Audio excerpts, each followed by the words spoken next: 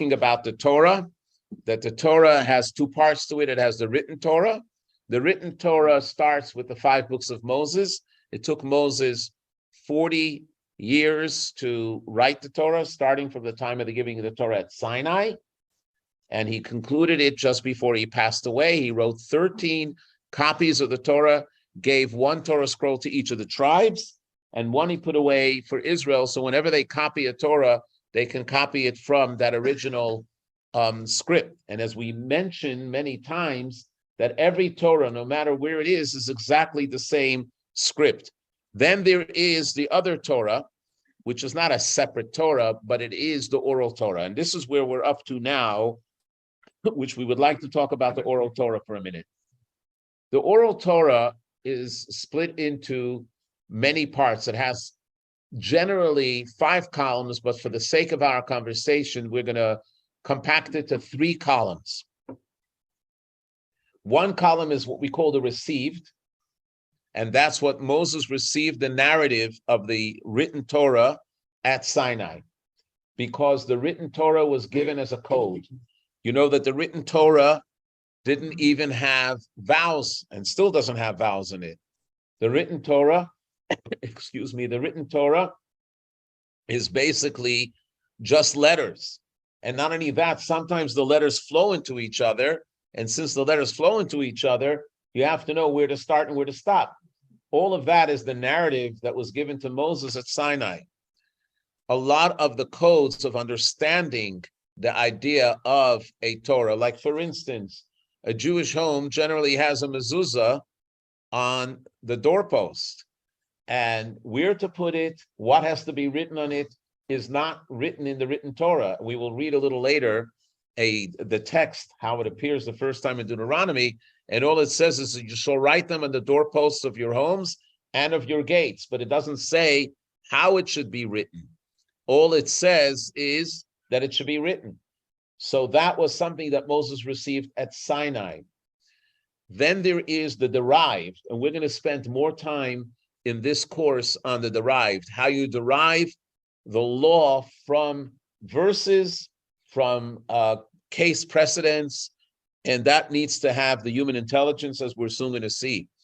The 3rd column are what we refer to as edicts that the sages have instituted, holidays that the sages have added on, which are not part of the original written Torah, like Hanukkah and Purim, and including various customs that Jewish communities have accepted upon themselves. All of that falls into the 3rd column of the Oral Torah. So they're both given by God, but we're going to see how that it is given by God. So one of the interesting definitions of the difference between the 2 Torahs is how we deal with it. So the Torah scroll, again to review, is the 5 books of Moses, written over 40 years in the Sinai desert.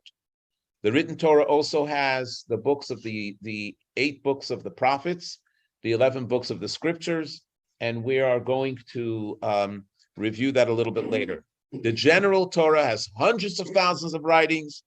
It was written over the 3,300 years of the history of Judaism and in every part of the world, not only in Israel. Another thing about the written Torah, let me go back.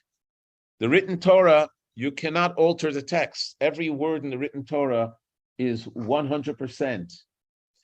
Let's see what it says in text 1. So if you have your books, I'll ask you all, including the people that are on Zoom, to open up your books and go. We're going to go to page 4, and we're going to read text number 1.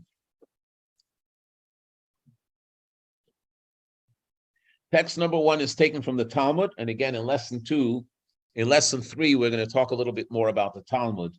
But in the Talmud, in the tractate of Gittin, it says the following: the words that were given in writing, you are not permitted to communicate them orally. And the words that were taught orally, you're not allowed to communicate them in writing. What's the meaning of that? In order to distinguish between the 2 Torahs, where one is the written Torah and the other one is the oral Torah, there was a prohibition against reciting the written Torah by heart. And until today, Many sages, whenever they quote a verse from the Torah, they will have the book in front of them, so they're not reading it by heart, if at all possible. The oral Torah was meant to be transmitted orally. Another thing about the written Torah is that you can't alter the text.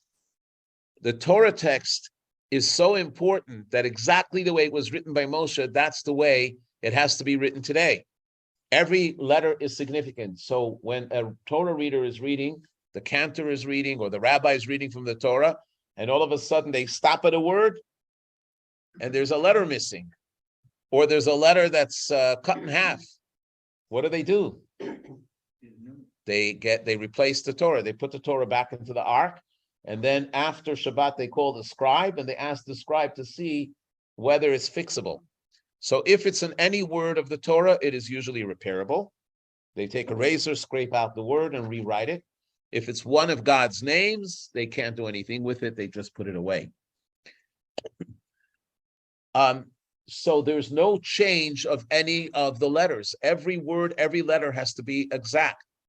It's interesting, when Maimonides first codified the law, in order to make it easy for us, because he spoon-fed everything, he actually writes out every Torah portion, exactly how to spell it.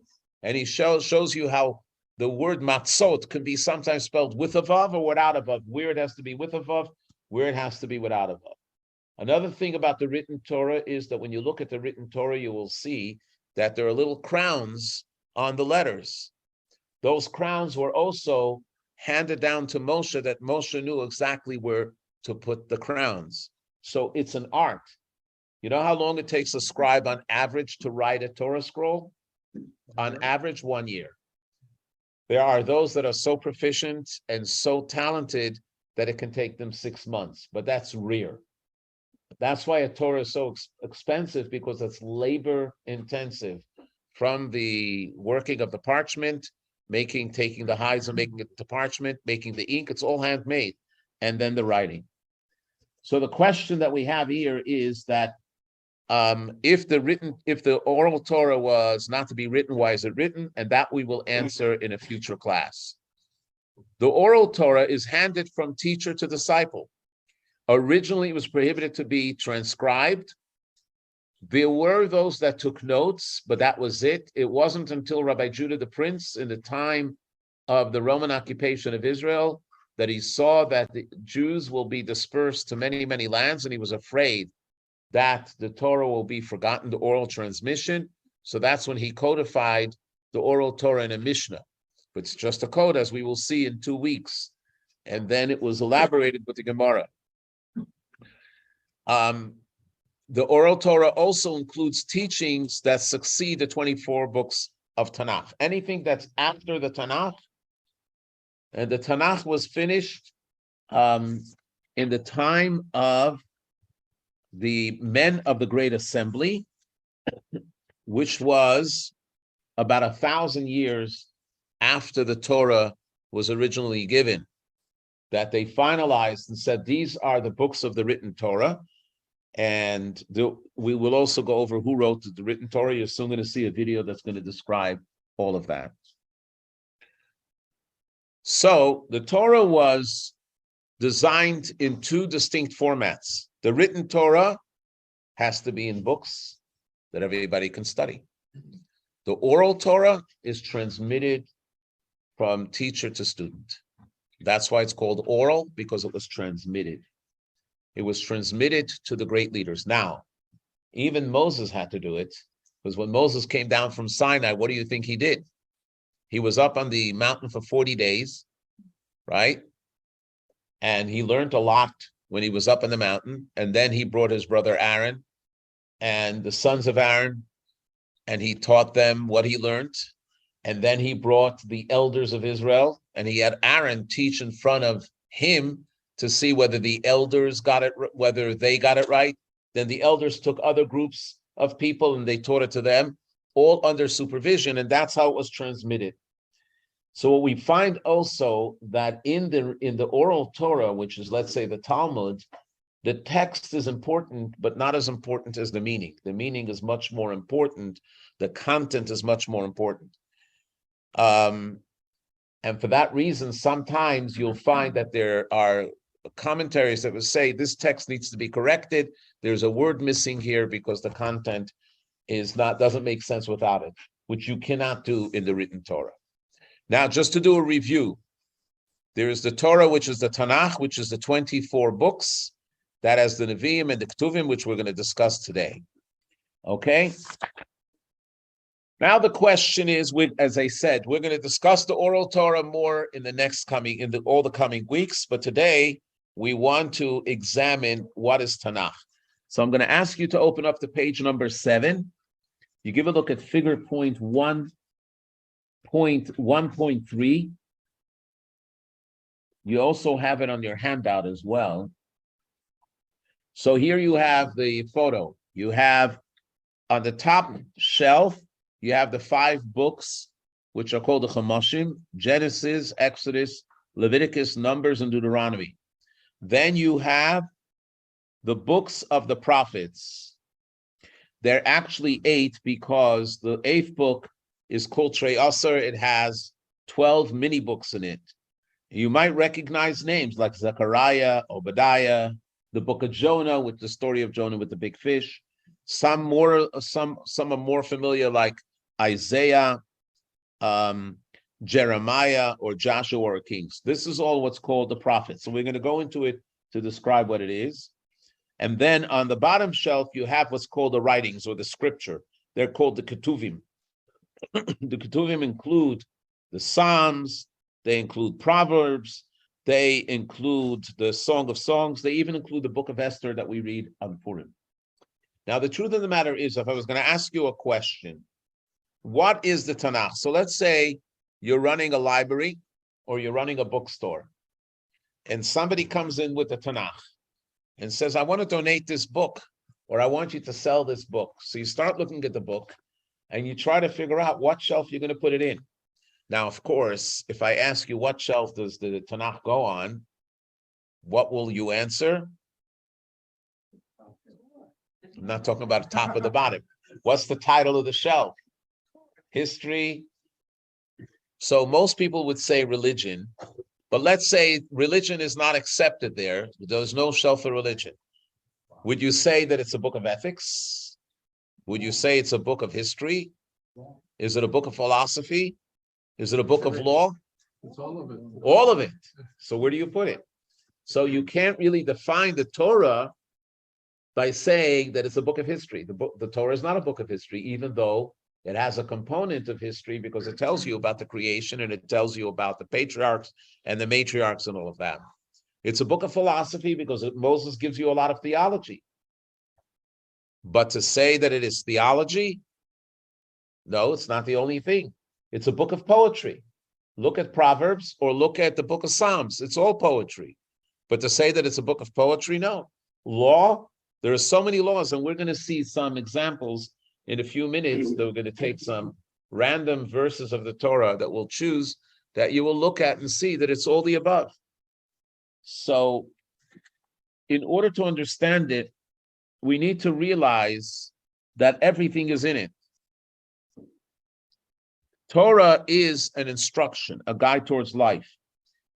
Let's look at text 2, page 8. This is taken from the Mishnah. The Mishnah says the following: delve and delve into it, for all is in it. See with it, grow old and worn in it. Do not budge from it, for there is nothing better. In other words, it contains everything, but it's not a smorgasbord. Because Torah is a teaching. The Torah will not include a verse if it doesn't have an eternal instruction for us. I'll give you an example with the prophets. Maimonides says that there were thousands upon thousands of prophets in the days of the first temple, yet only, I think, 48 were actually documented. And he explains why. Because he says the prophecies that they were prophesying was only important for that generation. There was no need for it to record it for eternity. Torah is a teaching for eternity. The only things that were recorded are things that are relevant to all generations that will come. Now we're going to go and really understand the distinction between the three categorized books, which we call the Tanakh, the Torah, which is the first 5 books of Moses, the prophets, which is called the Nevi'im, and the writings. They're all holy. They're all an expression of God's communication, but there is a big difference between them. When you look at the Torah, now we're talking about Torah in general. I grew up in New York. So people would ask, where's New York? I said, in New York. But what do you mean? New York is in New York because there's New York State and there is New York City. When you talk about the Torah in general, it means the general state of Torah, everything that we talked about. But when you zoom in on the Tanakh, the one that still retains the name Torah are the first 5 books of Moses. And that's why when the Torah scroll is taken out, we call it the Torah. And by the way, one other distinction that I didn't mention before between the written Torah and the oral Torah is, if you look in that bookcase there, for instance, a tiny little fraction, all those books, most of them are oral Torah. The Talmud, Code of Jewish Law, Maimonides, it's all part of the oral Torah.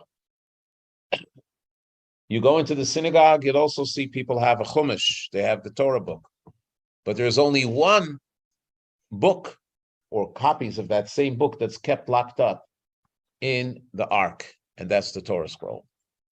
And the reason is because the Torah scroll is so precious, it is handwritten, and as we said before, it cannot be altered. So there's a very big distinction of the written Torah. Now, there's also a big distinction in the level of the holiness between the written Torah to the prophets and to the Ketuvim. So we'll start first with the written Torah. Yes. Where in Jewish law does it decide what is accepted and what is not amongst the oral Torah? It's a very good question. Where do we accept? When do we accept what's part of the oral Torah, what's not? We're going to get to that in a minute because we are, after we talk about the Tanakh, we're going to get a little bit to the oral Torah as an introduction to what we're going to discuss the next few weeks, which is Midrash and Talmud. So hopefully it'll answer your question because it's a very, very, very good question. And I promise you that I will answer it because it's part of what we need to address. I always wanted to know that. So okay, very good. Very, very good question. So let's go back to Torah. Torah is all about direct communication. The entire Torah was dictated to Moses, that Moses should write. So when Moses wrote the Torah, when he sat down to write the Torah, it wasn't words that came to his mind that he decided to write, but it was actually dictated by God according to the Talmud and according to the Midrash and according to Jewish tradition. That's why we can't alter any of the words. How do we know that? Because we see something very unique about the communication that God had to Moses. Give a look, page number 9. When God spoke to Moses, he didn't speak to Moses like a prophet. We'll soon see what the revelation was to a prophet. When God spoke to Moses, the Torah says, "V'diber Hashem el Moshe panim el panim kasher yidaber ish el reyehu." God would speak to Moses face to face as a man speaks to his fellow. In other words, it wasn't just prophecy of seeing a vision, seeing a riddle, seeing some sort of image and trying to decipher what it is. It was clear, direct communication. It was clear, direct communication in the commandments, clear, direct communication even in prophecy. Furthermore, when there was a case that that Moshe's sibling, Aaron and Miriam, said something or reacted to something that was said about Moses, and it could have been interpreted as disrespectful, God came down on them very, very hard. And he said to them the following, if you give a look at the continuation of the text on page number 9. So he says, if there be a prophet among you, I, God, will make myself known to them in a vision, because even Aaron and Miriam were prophets. I will speak to them in a dream. Not so is my servant Moses. In all my house he is trusted. Mouth to mouth I speak to him. In a vision not in riddles. He gazes at the image of God, which means to say that when we talk about the communication that God had with Moshe, it was very direct. And something very interesting that we find about that is that many of the sages say that this communication between God and Moses was evident to all the Jewish people. It wasn't that Moses went up on the mountain at Mount Sinai, and then he came down and he says, guys, I have a book for you. Guys, I have commandments that you have to do. They were all assembled at the foot of Mount Sinai. They saw the divine descent. They saw Moses ascend. They heard God's voice booming through the universe, saying, I am God, your Lord. Do not have any other idols in front of me. And basically, they saw how God was communicating with Moses, even if they couldn't hear everything. So there was that total trust in Moses. So Moses, when he came down and he told the mitzvah, he told the commandments, it wasn't commandments that he decided or he made up. Not only that, there were cases, because as you know, not all the commandments were given right at Sinai. Some of the commandments were given to Moses as they were living in the desert for the 40 years. By the way, the number 40 is very important in Judaism. Moses was on the mountain for 40 days. The Jews wandered for 40 years. The Talmud says that one cannot truly ascertain the wisdom of their teacher, of their sage, until 40 years old. Some say until they study it for 40, but until 40 years old. As a little humor, I will tell you that, as we know, those that come from Russia and Ukraine love the bitter drop. They like vodka. And they might not have much in the house, but they'll have vodka, right? Can't say not. So Chabad comes from a town called Lubavitch, which is in White Russia. So there was a lot of vodka over the years. And the Rebbe in 1963 came out with an edict. And he said the following. He said, all those under 40 years old are not permitted to have more than 3 little shot cups. And the total amount, even if they're going to drink 4, cannot be more than 3.2 ounces. Forbidden. After 40, there are no limitations. So everybody was wondering, what's the difference? Because at 40, you're already mature, that you realize that, A, liquor is not such an attraction. And secondly, you can hold it. So there's this concept of 40, which is associated with maturity. So when Moses, during the 40 years, came and introduced mitzvot, there were times like the laws of inheritance or the laws of Pesach Sheni, for instance. Give you an example. God commanded the Jews that they should observe Passover and they should have a Passover Seder and to bring the Passover lamb. But he also said those that are unclean, ritually unclean, cannot partake. Comes a group of people that they were carrying the remains of Joseph and other great people from Egypt. They were going to bury them in Israel. As you know, Joseph is buried in the city of Shechem in Israel. So they were excluded. They couldn't partake in the Paschal lamb in the Seder. So they came to Moshe and they said, why should we lose out? Why shouldn't we have what everybody else has? And what does Moses say? Good complaint, good question. I need to go ask God and let's see what God says. So he never said anything from his own. The same thing, there were other cases, laws of inheritance as far as boys and girls and things like that. He had to get the message from God. So much so that the Talmud says that when Moshe spoke, God spoke through the voice of Moshe.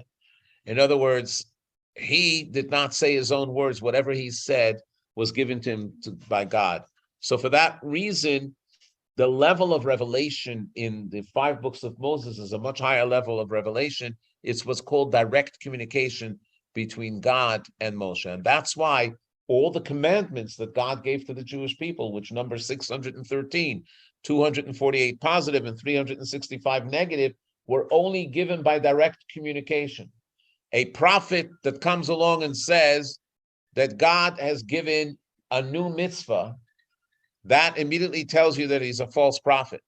Or if a prophet comes along and says, God has said that this mitzvah is withdrawn, that's a false prophet. Can't be. Everything was communicated by direct communication.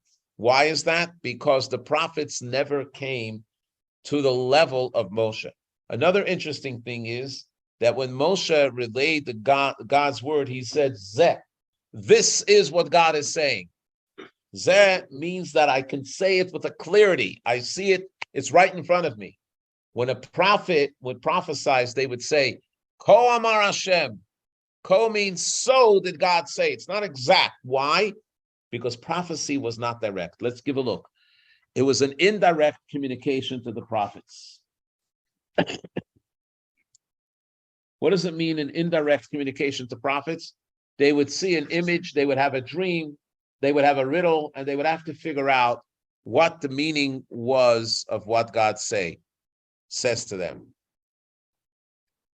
That's why all the 613 mitzvot are contained in the 5 books. Let's give a look at text 4 on page 10, which tells us the limits of prophecy. The Talmud says there were 48 prophets and 7 prophetesses prophesied to the people of Israel, and they neither subtracted from nor added to what's in the Torah. Now, you will find that there are some mitzvot that came, let's say Purim. Purim is in the written Torah, right? And in the book that we just said that the book of Esther is from the written Torah, and in the book of Esther it says you should celebrate Purim, you should read the Megillah, you should give Shalach Manot, which is the food gifts, you should give charity to the poor, you should have a feast, you should be happy, and it's part of the written Torah, but it's not part of the 613 commandments. They're still considered rabbinic because it was after the conclusion of the 5 books of Moses. Anything that comes after the 5 books of Moses, if it's a new introduction, it's not from the 613 commandments. To tell you, the rabbis only added a category of 7 rabbinic commandments, which they had the right to do so because the Torah says that they should enforce what is necessary to uphold the integrity of Torah mitzvahs, which they did. So any of the 7 that they have introduced is only to uphold the integrity of the Torah mitzvahs. So then the question is, what's the prophet's role? What do they do? So number 1, they exhort an individual or community to repent for a wrongdoing, which we see a lot of that in the prophecy. They also encourage people to do the right thing. It's also interesting that when you recite the Kiddush of Shabbat day, it's different than the reciting of the Kiddush of Friday night. Friday night, we basically recite a piece of Genesis, then we recite 2 blessings. Shabbat day, we recite a piece from Isaiah, and then we go into the 10 commandments, and then we recite a blessing. Why do we recite the piece of Isaiah? Because Isaiah adds not a new mitzvah, but he explains how Shabbat should be observed. So for instance, we've heard the term Oneg Shabbat. What does Oneg Shabbat mean? The delight of Shabbat. The delight of Shabbat is not only eating a kugel or a nice brisket. Oneg Shabbat is to take the delight of the Shabbat itself. And those are the words that we find in Isaiah. V'karata la Shabbat oneg. You shall call the Shabbat that it's oneg. It's a time of joy. So it's not adding a new mitzvah. It's explaining how the mitzvah should be observed. The prophets had the right to do that, to explain what was handed down from tradition, but they didn't have the right to introduce anything new. But their cause was to be able to enforce and to be able to encourage people that they should do what has to be done. In some cases, you find that the prophets would warn of a future calamity and how to avoid it. That's the story with Jeremiah. Some people refer to Jeremiah as the prophet of doom. He was not a prophet of doom. He was a prophet of reality. And he was telling the Jewish people, God is giving you a warning. There's a siege by the king of Babylonia, Nebuchadnezzar, and God, all he wants is to do tshuva. You had Jonah. Jonah was a prophet. He was sent to the people of Nineveh to tell them about the upcoming calamity, and they did listen, and they actually changed their ways, and they were spared from punishment. So that's another thing that they can do. And then there is the prophecies of hope, and it's primarily found in Isaiah, in Habakkuk, and many of the other prophets, because it was important for the Jewish people in their journey through exile, in their journey through the trials and tribulations with all the nations. It was very difficult for them to be able to survive the hardships without words of hope. And that is why these words were recorded for eternity, because these words apply to us today. Like when it says in Isaiah, there will be a time that you will again hear the voices of laughter in the streets of Jerusalem, and you will see the young people playing in the playgrounds there, and the elders will be sitting on the park benches enjoying it. So for the Jews going through that hard time, to be able to know that there's a prophecy where it says that all my children will return to Israel. That's why you go through modern Israel today. In a lot of places, they have these verses engraved on stone to say that the prophecy, this is in their eyes, the fulfillment, or at least the beginning of the fulfillment of the prophecy. Now, that speaks about prophecy. Then there is the Ketuvim like the Tehillim, that was written by David, Mishlei or Ecclesiastes, Proverbs or Ecclesiastes that was written by King Solomon, Ruth that was written by Prophet Samuel, and so on and so forth.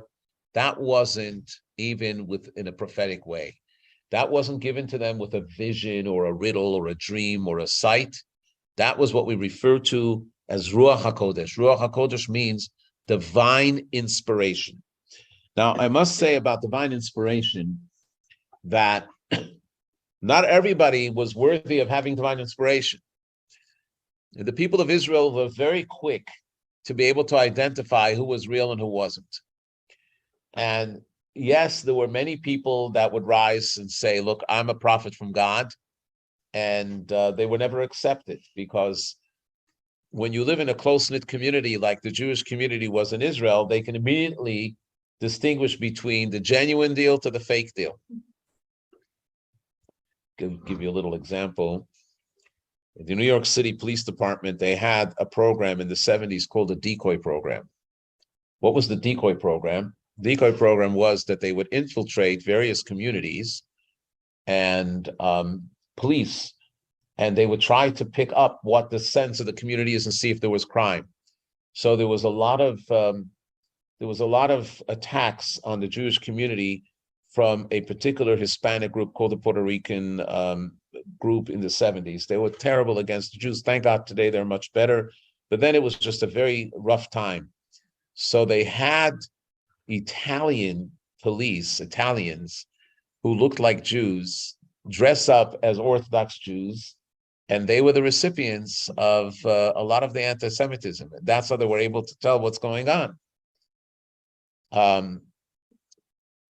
There was one time the police department said, okay, we need to infiltrate the Hasidic community and see what's going on there.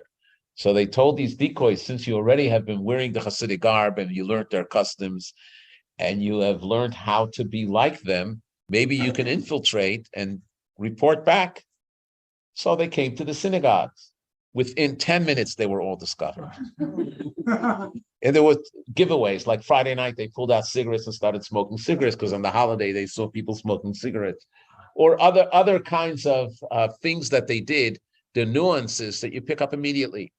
So in Israel, it was the same thing. If somebody came and said, I'm a prophet and I had the vision of God and God spoke to me, you couldn't fool the people. The people knew right away. And if people followed them, they followed them because they wanted to deviate from the truth, but they knew what the truth is.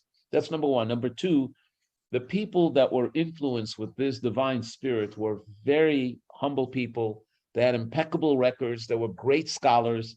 They were students of the sages for many years.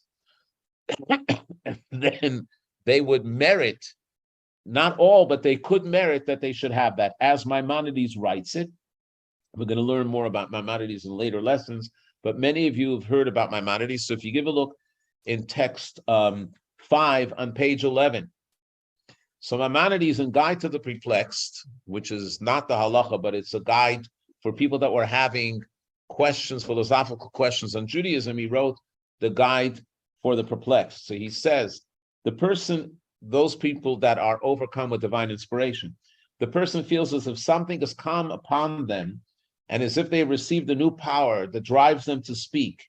They speak words of wisdom or compose hymns or exhort their fellows with useful advice or discourse on matters of communal leadership or theology.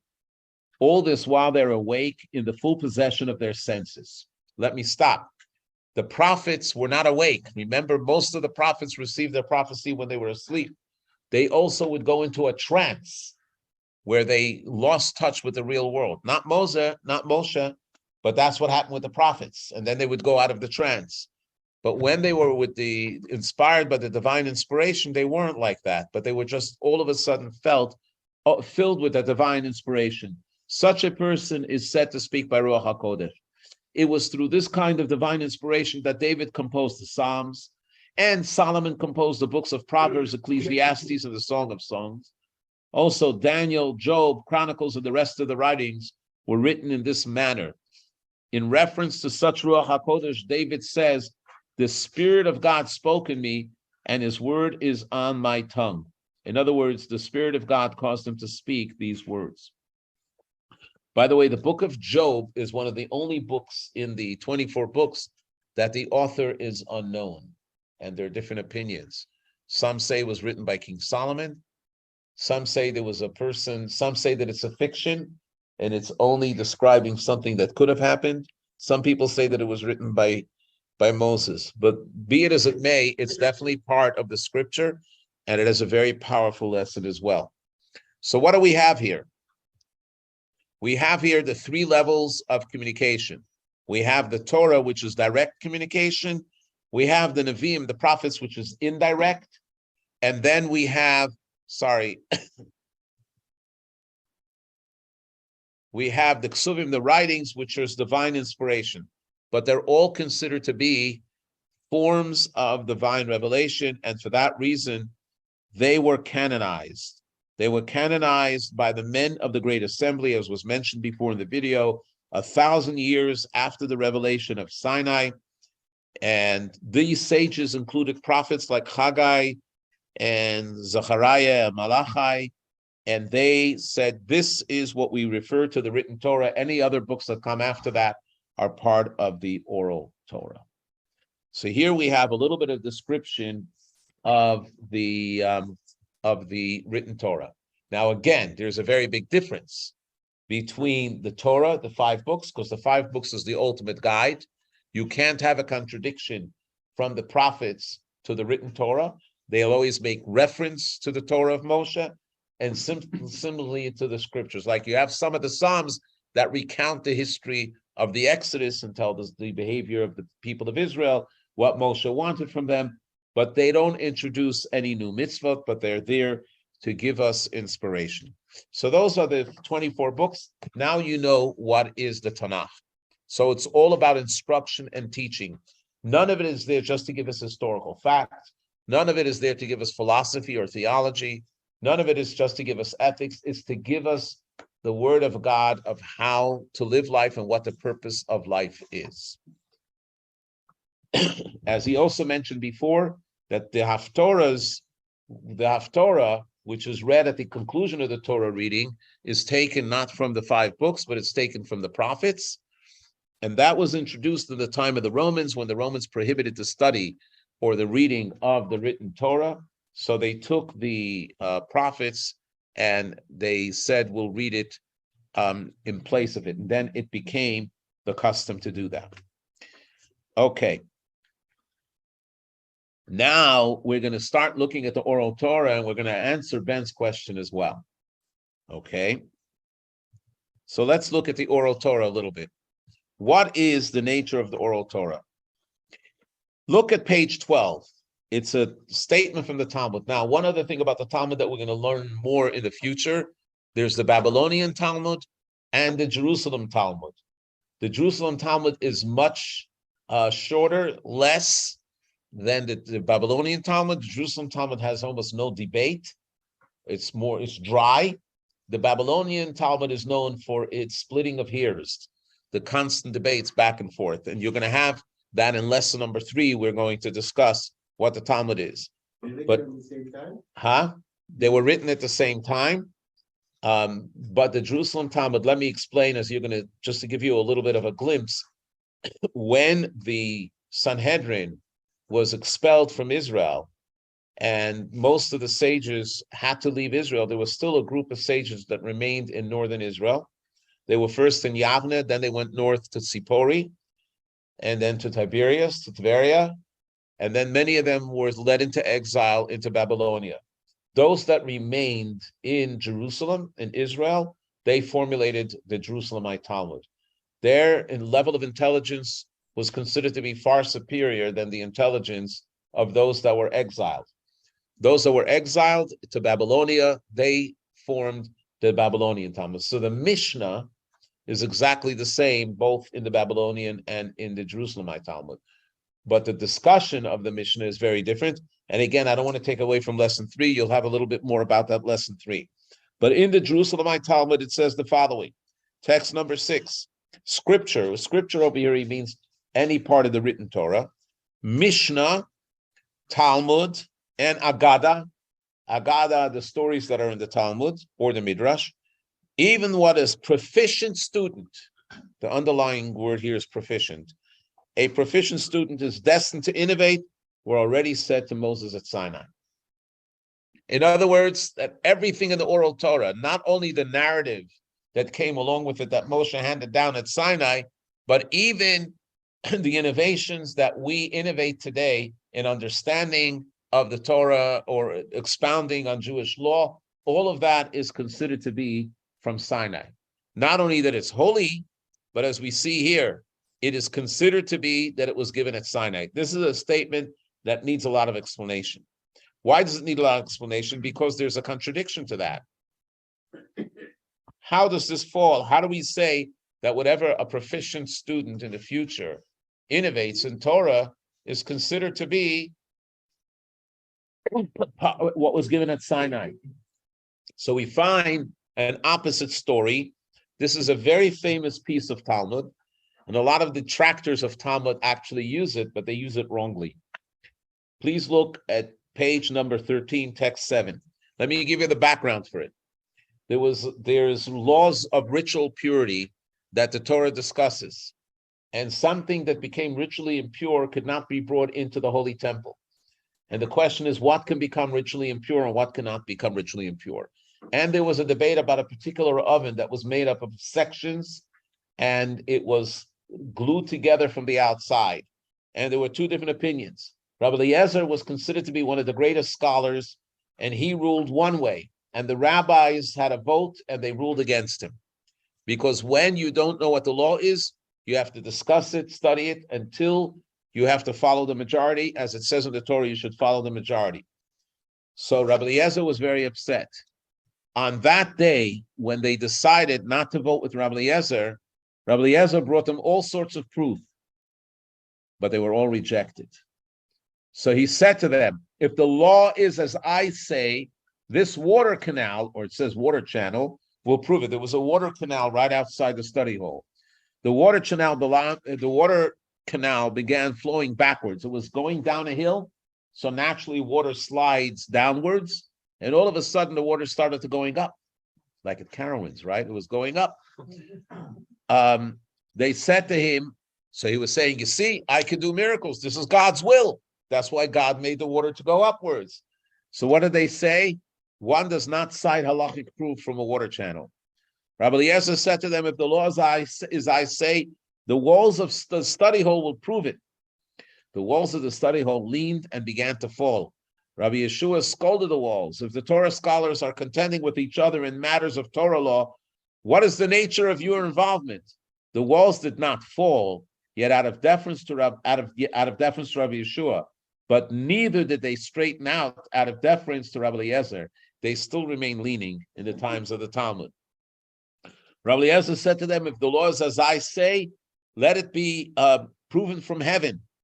There then issued a heavenly voice which proclaimed, what do you want from Rabbi Eliezer? The law is as he says. Rabbi Yeshua stood on his feet and he said, quoting what it says in Deuteronomy, Torah lo b'shamayim, the Torah is not in heaven. What is the meaning of the statement, it's not in heaven? Said Rabbi Yirmiyah, as the Torah has already been given at Mount Sinai, we take no notice of heavenly voices. For you, God, have already written in the Torah at Mount Sinai, follow the majority. And actually, ironically, there was a heavenly voice that came out after that and said, my children, you were victorious over me, you're right. But the reason that the story is not reported is because we don't go with heavenly voices. What's the meaning of that? When you're dealing with the written Torah, nobody can deny the written Torah. If somebody comes along and says that the Torah now says that the holy day is not Saturday, but it is Wednesday, or it's Sunday or Friday, that's against the Torah. That's not acceptable in Judaism, because that's negating the word of Moses. But when you're trying to interpret a meaning of the Torah, like for instance, we can see a little later, when it says, thou shalt not work on the Sabbath, what's the definition of work? Some people think the meaning of work is exerting yourself and with hard labor, and that's not the answer. There is the concept of not taking out from one domain into another domain, even if it's as light as a tissue. But in the house, you can go up and down the stairs with a heavy load of books, and that's not considered work, because it's all based on the narrative and the interpretation as they interpreted it. And it has to be understood by the human mind. What does it mean it has to be understood by the human mind? The Torah is written as a code. Now it's our obligation, whatever, I just want to mention that we should have clarity. If it was known that, let's say, if you ever saw a pair of tefillin, the phylacteries, and it's black, that was given by Moses at Sinai, so no one will argue. And if the rabbis will get up and say it was received from Sinai, all discussion stop. But if there's something that doesn't have clarity and it's subject to our interpretation, we need to study it and we need to examine it. How do we examine it? We will soon see. It has to be based on the principles that Moses gave us. It can't be outside of those principles. We're going to see that in a minute. But it has to be wisdom. Torah is no longer prophecy. That's why if a prophet comes today and says, God spoke to me and says, you don't have to do this mitzvah, it automatically says that the person is a false prophet, because we don't go by that. Give a look how Maimonides says it in the introduction to the Mishnah on page 15. It's very powerful. He says, if you have 1,000 prophets, all on the level of Elijah and Elisha, and they have one opinion on the matter of Torah law, but it's an opinion that they say as a form of prophecy, and 1,001 sages have an opposite opinion, we must follow the majority, and the ruling is according to the opinion of the sages.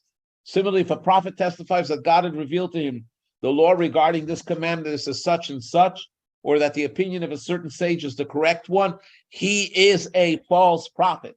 As it is written, it is not in heaven. God has not permitted us to learn Torah law from prophets, but from sages basing themselves on logical arguments and opinions. Now, if the prophets engage in logical discussion, of course, you can accept it from them as well. They're not excluded or disqualified. But if they come and say that it's a prophecy, they can't say so. So the question now is, didn't we just say that everything was given at Sinai? So if you say that regardless of heaven's perspective, the final decision is always defined by the mortal human being, how can you say that all the teachings were given at Sinai? Okay? We're not Sinai, we're human beings. So what's the answer to that? The question actually becomes very confusing with another piece of Talmud. This is a fascinating story.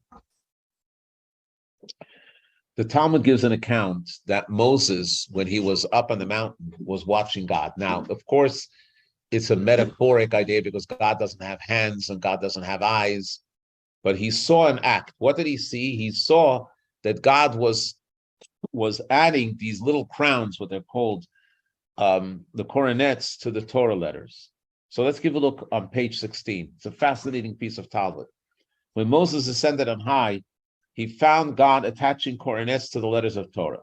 Said Moses to God, Master of the world, what need do you have for this?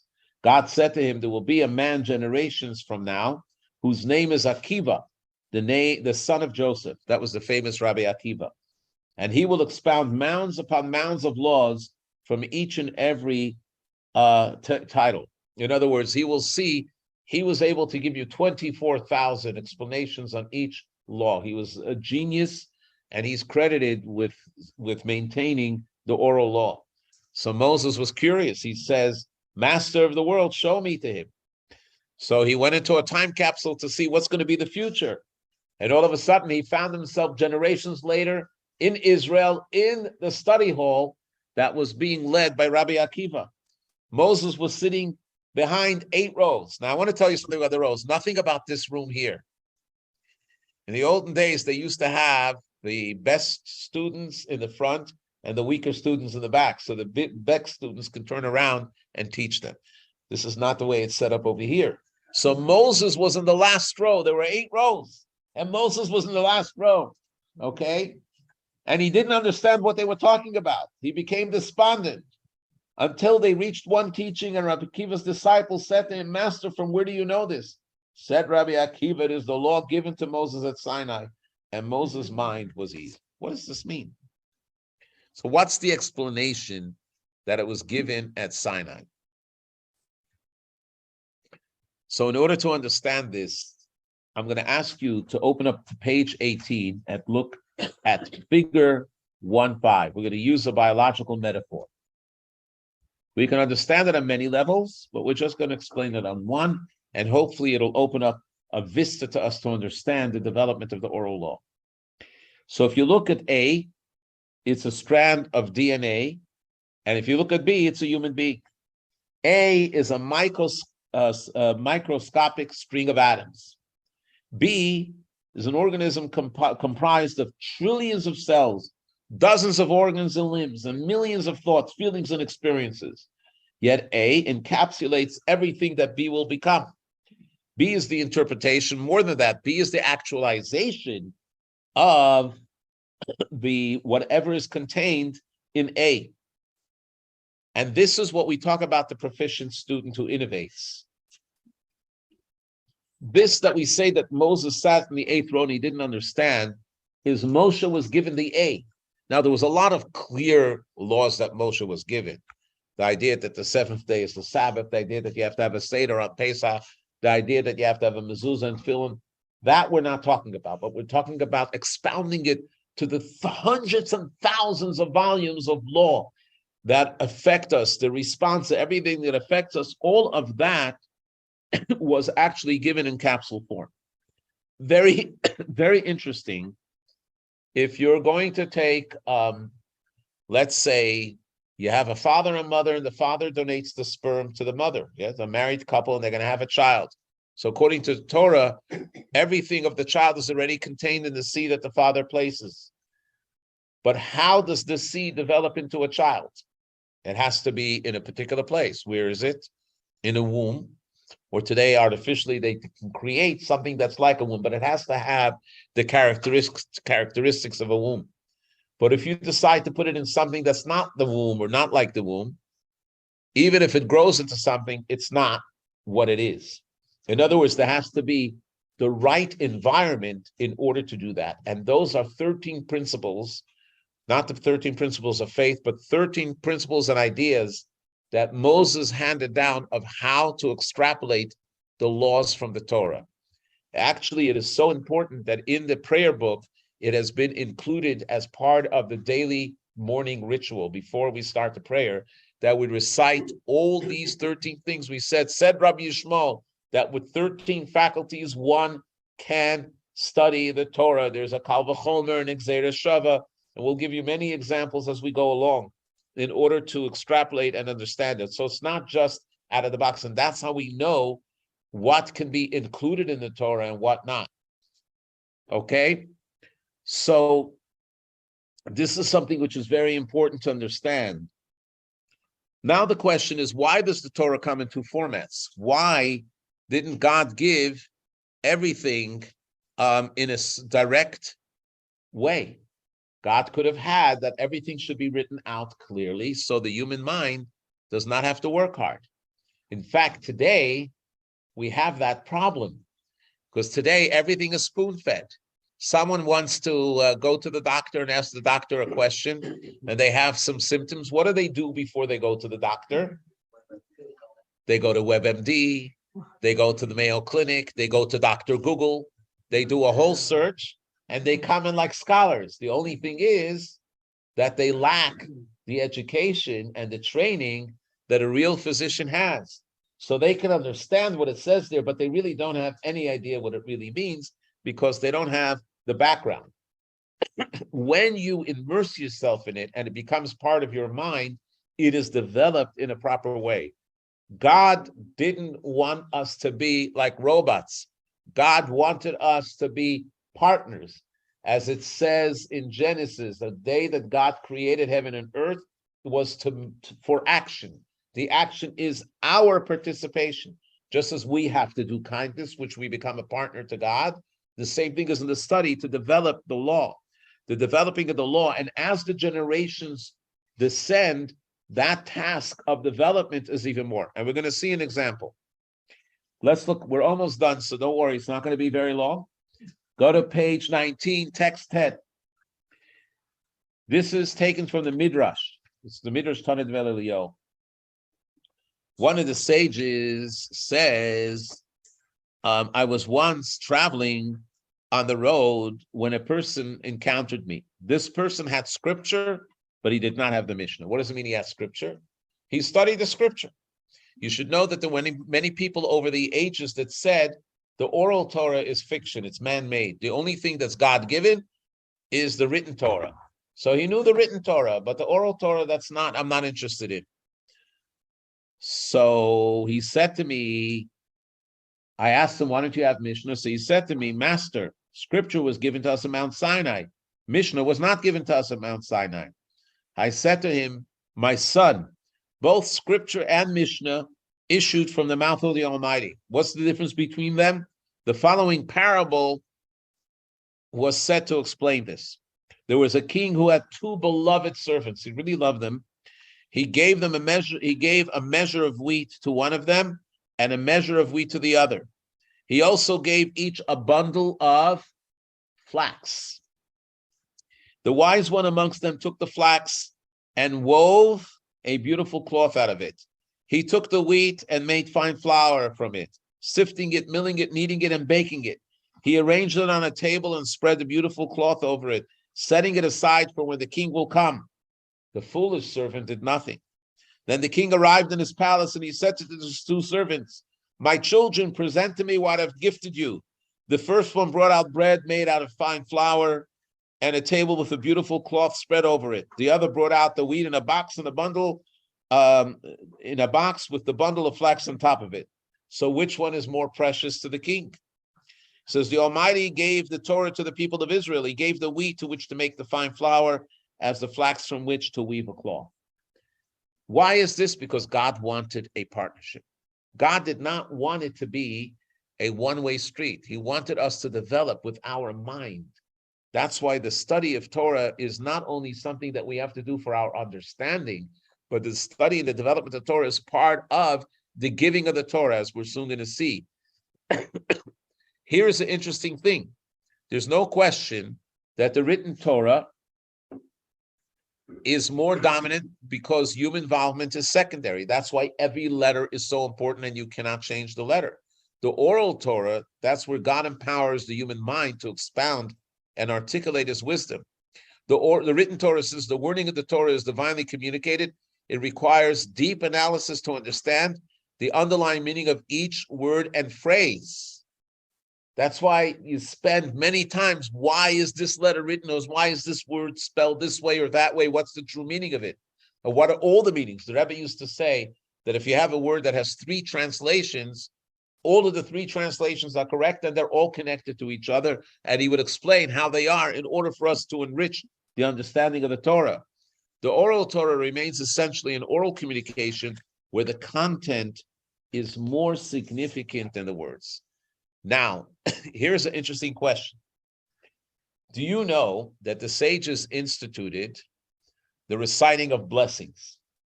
Hold with me for a minute. There are only two blessings that are biblically mandated. When you eat a meal with bread, you're biblically mandated to recite grace after meals. It's called the Birkat HaMazon. That's a biblical commandment. Another one is the Birchat Kohanim, that the priests, the Kohanim, are required to bless the congregation with. The rabbis, the sages, instituted several things. Number one should not benefit from this world without acknowledging that it came from God. You have an apple and you want to bite into the apple, you want to recognize that it's a gift from God. So you recite a blessing. Baruch atah Hashem Elokeinu melech haolam, blessed are you, God, the King of the universe. Borei pri ha'etz, who created the fruit of the tree. You want to eat a vegetable, you say Borei pri ha'adama. The sages also instituted that before you do a mitzvah, you should recite a blessing. Why? Because that allows you to focus and concentrate on the holiness of the mitzvah. We all know that when you light the Hanukkah candles, we recite a blessing before that. You light the Shabbat candles, you recite a blessing for that. You put up a mezuzah, you recite the blessing on that. You put on tefillin, you recite a blessing on that. Any mitzvah that you do has a blessing. It's called Birchat HaMitzvah. So there's a mitzvah of studying Torah every day. So there's a blessing to recite the Torah. Now, most of us are common with a blessing over the Torah when someone receives an aliyah. But the truth to be known is that in the morning routine of blessings, we also say the blessing of the Torah to include all the Torah study that we'll do. So let's say before it was instituted to do it routinely in the morning and then say something, somebody hasn't done the blessings and he wants to sit down and study Torah. So he has to recite a blessing. Is there a difference between the written Torah and oral Torah as far as the blessing? Let's see what the Rebbe says. Page 21, text 11. When I say the Rebbe, I mean the Lubavitcher Rebbe, Rabbi Schneerson. So he writes the following. With the written Torah, a person says a blessing on the Torah when they read it, even if they don't understand what they're saying. In other words, just reciting the words is a holy act, and for that they have to say the blessing. Proof to that is when you get an aliyah. If someone gets an aliyah, can you guarantee that the person understands what is being read? Not always, but they still are required to recite the blessing. The same thing is that whenever you recite something from the written Torah, you have to recite a blessing. With the oral Torah, however, a person cannot say the blessing unless they understand what they are saying. For as regards the oral Torah, learning entails human understanding. So if somebody opens up a Mishnah and they start reading, even if they read the Hebrew, but they don't know what they're reading, they are not required to recite a blessing because they're not fulfilling the mitzvah of study. Now, remember, in the olden days, there were no translations of the Mishnah and the Talmud as we have today. Today, we have tons of translations that are available. So if you learn it with the language that you understand, of course, you recite the blessing. So that's another distinction between the two. I want to finally, because we're getting to the very end, read a reading from a very great rabbi by the name of Rabbi Yeshaya Horowitz. Since we know that the Tanakh contains everything, which means to say everything is in the Torah, how does this apply to us? So to give you the background on this final reading that we're going to read, which is on page 23, text 12, when Moses was speaking to the Jewish people just before he entered into Israel, he was saying to them that you experience something that no other people on earth experience, that God should take and pluck a nation from within a nation, to take you out of slavery, give you the freedom through the Exodus, and then bring you to Mount Sinai, where you hear God's voice. And then it says it was such a loud voice that doesn't end. That's the term. Kol gadol v'lo yasaf. A loud voice, a strong voice that doesn't dissipate. It hasn't stopped. So let's give a look what the Shalah writes about it. Shalah was a very famous mystic. He wrote also a lot on Jewish law. Page 23, text 12. In the blessing recited before the studying of the Torah, we say, blessed are you, God, who gives the Torah. We don't say in the past term, blessed are you who gave the Torah. Baruch atah Hashem notein haTorah, right? What is notein haTorah? The one that gives the Torah. If it would have been the one that gave the Torah, it would say asher natan haTorah, that he gave us in the past. But he's giving us the Torah. In truth, God has already given us the Torah at Mount Sinai, yet he still gives the Torah perpetually. This matter requires some explanation or elaboration. Since the Torah says these words of God spoke to your entire assembly at the mountain, a great voice did not cease. Rashi, now remember, Rashi is one of the greatest commentators on the Torah. What does Rashi say? He explains the meaning of the words did not cease in accordance with the translation of another sage that we brought before, Onkelos. Onkelos was that convert from Rome that gave us the Aramaic translation. And how does he translate it? It did not stop. For it is a powerful voice that endures forever. In other words, it's still going on today. Rashi also offers a second interpretation with the words, V'lo yasaf, and it did not anymore. In other words, God again did not speak openly as public as he did at Sinai. That's based on the fact that there will never again be a Sinai experience. A new Torah will never be given. A new covenant will never be made. It's all the same that was given at Sinai. But we know that when Rashi brings two interpretations, they don't contradict each other. They actually complement each other. And this is what he's saying. There's a profound significance in these two interpretations. They are simultaneously true. The divine voice spoke the Torah at Sinai, did not anymore, as all the subsequent laws and edicts instituted by the sages throughout the generations were not explicitly commanded by God at the time. They are not part of the 613 commandments. At the same time, it did not cease, for everything was included in potential form, just like the DNA that we spoke about before. Within that voice, it is only that for everything there's a time and a season, and the time has not yet come for that potential to emerge in actuality. That depends on the initiative of us, those people on earth, down here below, in accordance with their nature and their abilities, and in accordance with the qualities of the souls in each generation. This is a very powerful piece. If you give me another few minutes, I will explain it.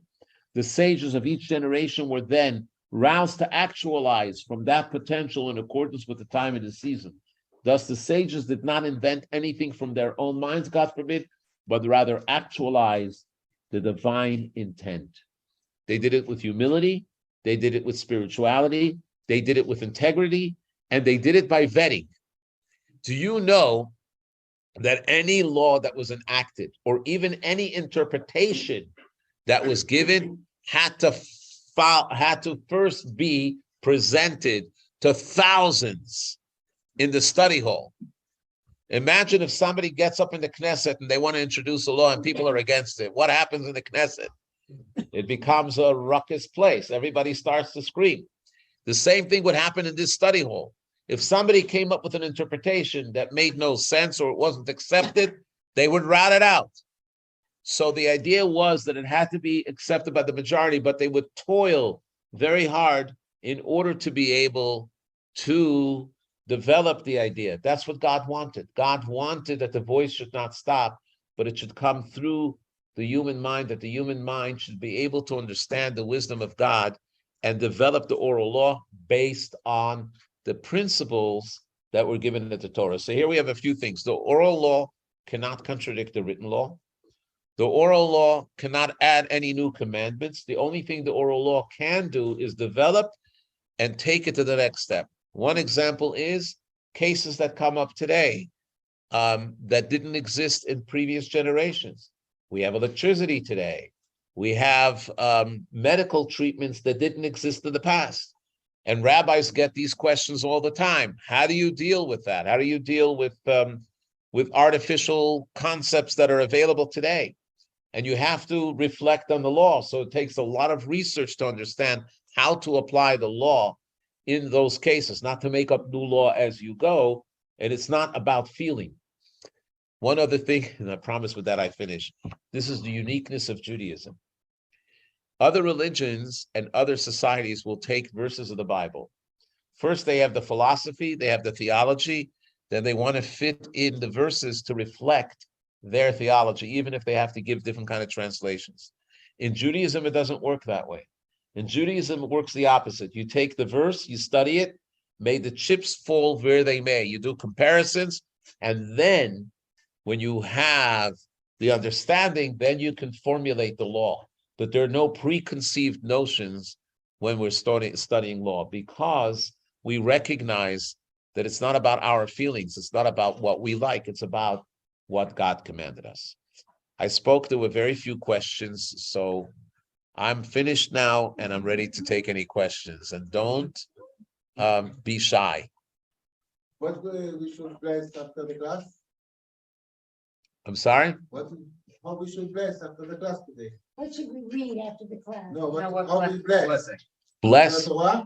No, that's the blessing before the Torah. It doesn't have an after blessing. You know why it doesn't have an after blessing? Because when you eat, you finish. When you study, you never finish. Next week, we're going to tackle the Midrash part and discuss that. I just want to say it's great to see everybody, and just a reminder, if you didn't get the email about this, on Friday, February 3rd, we're having a Shabbaton dinner, a Friday night dinner here that's open to the community. The service starts at 5:30 and the dinner is at 6:30, and we would love for you to sign up, and you need to do that this week so we can make sure to prepare for you. So please contact our office, go on our website, chabadnz.org, give me a call, and we'll sign you right up. Thank you very much. And I hope by next week you'll be a little bit more relaxed and you'll come with questions, because I want this to be a partnership and interactive, not just a monologue. Okay? Thank you very much. I'm going to stop the video. Thank you.